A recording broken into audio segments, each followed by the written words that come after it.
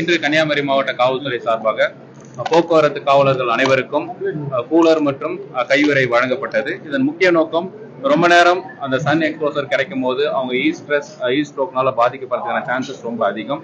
அதனால போக்குவரத்து காவலர்களோட ஐயை ப்ரொடெக்ட் பண்ணணும் அப்படின்ற ஒரு நோக்கத்துக்காக டாக்டர் அகர்வால் அவங்களோட சேர்ந்து இணைந்து இன்று அனைத்து போக்குவரத்து காவலர்களுக்கும் கூலர் வழங்கப்பட்டது. அது மட்டும் இல்லாமல் கையுறை சேர்ந்து வழங்கப்பட்டது. இதன் மூலமாக போக்குவரத்து காவலர்கள் நீண்ட நேரம் பணி புரியும் போது கூட டயர்ட் ஆகாம ஃபுல் கான்சன்ட்ரேஷனோட ஒர்க் பண்ண முடியும். இதனால ப்ராப்பரா டிராபிக் ரெகுலேட் பண்ண முடியும். மேலும் நம்ம மாவட்டத்தை ஒரு ஆக்சிடென்ட் இல்லாத ஒரு மாவட்டமா மாற்ற முடியும். அதனால போக்குவரத்து காவலர்களின் வெல்ஃபேருக்காக இன்னைக்கு இந்த கூலர் மற்றும் கையுறை வழங்கப்பட்டது. ஆக்சிடென்ட் ஃபேட்டல் ஆக்சிடென்ட் நமக்கு கணிசமா குறைஞ்சிக்கிட்டு வருது.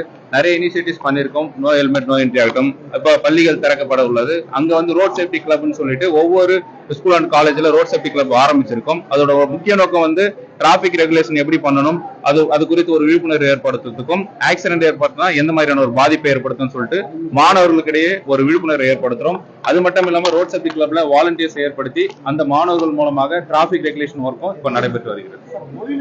இல்ல, இப்போ லாஸ்ட் வீக் நிறைய வெஹிக்கிள் மூவ்மெண்ட் அதிகமா இருந்தது. வெஹிக்கிள் ஃப்ளோ டூரிஸ்ட் மூவ்மெண்ட் அதிகமா இருந்துச்சு. ஸோ டூரிஸ்ட் வெஹிக்கிள் அதிகமா ஃப்ளோ இருந்ததுனால நமக்கு வெஹிக்கிள் நம்பர்ஸ் அதிகமா இருந்ததுனால நமக்கு டிராபிக் கன்ஜெஷன் அதிகமா இருந்துச்சு.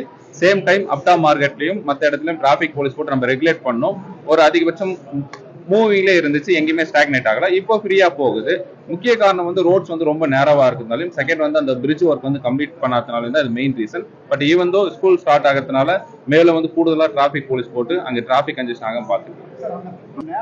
இல்ல, பொதுமக்கள் பாதிப்போட வகையில எந்த அளவுக்கு சரி பண்ண முடியுமோ கலெக்டர்கிட்ட பேசி நம்ம அதுக்கேற்ற மாதிரி ரெகுலேட் பண்ணி கொடுப்போம்.